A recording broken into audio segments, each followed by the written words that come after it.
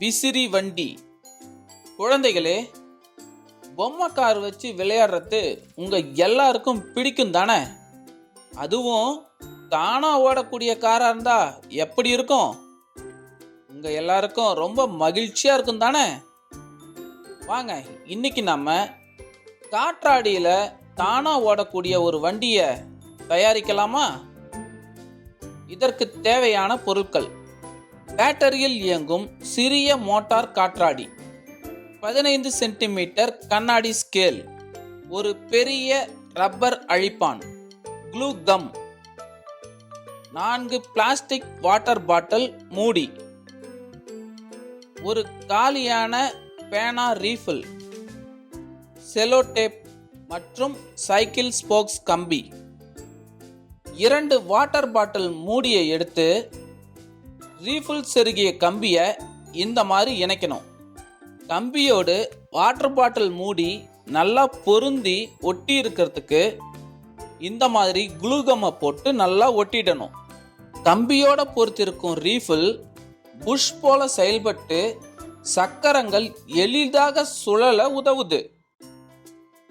இதே போல மற்றொரு ஜோடியையும் தயார் செஞ்சுக்கணும். இப்போ நம்ம வண்டிக்கு சக்கரம் தயார். 2 ஜோடி சக்கரங்களை 15 சென்டிமீட்டர் நீளமுள்ள பிளாஸ்டிக் ஸ்கேலை இந்த மாதிரி வச்சு செலோ டேப் போட்டு நல்லா ஒட்டிக்கணும். இது பார்க்கறதுக்கு காரோட சேஸ் மாதிரியே இருக்கும். இப்போ நமக்கு காரோட உடல் பகுதி தயாராகி விட்டது. ஒரு ரப்பரை எடுத்து பசை போட்டு ஸ்கேலோட மேலே இந்த மாதிரி ஒட்டணும். இது எதற்காக அப்படின்னா, காற்றாடியோட ரெக்கை கீழே மோதாம இருக்கிறதுக்கு.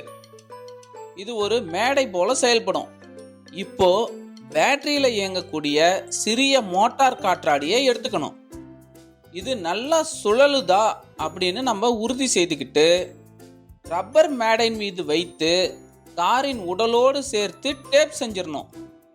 இப்போ நமக்கு காற்றாடி கார் தயாராகிடுச்சு.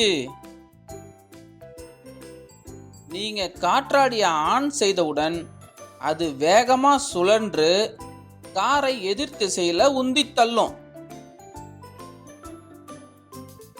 இதற்கு என்ன காரணம்னு பார்த்தீங்கன்னா, இந்த விளையாட்டு காரின் இயக்கத்தை நியூட்டனின் 3வது விதி மூலம் புரிந்து கொள்ளலாம்.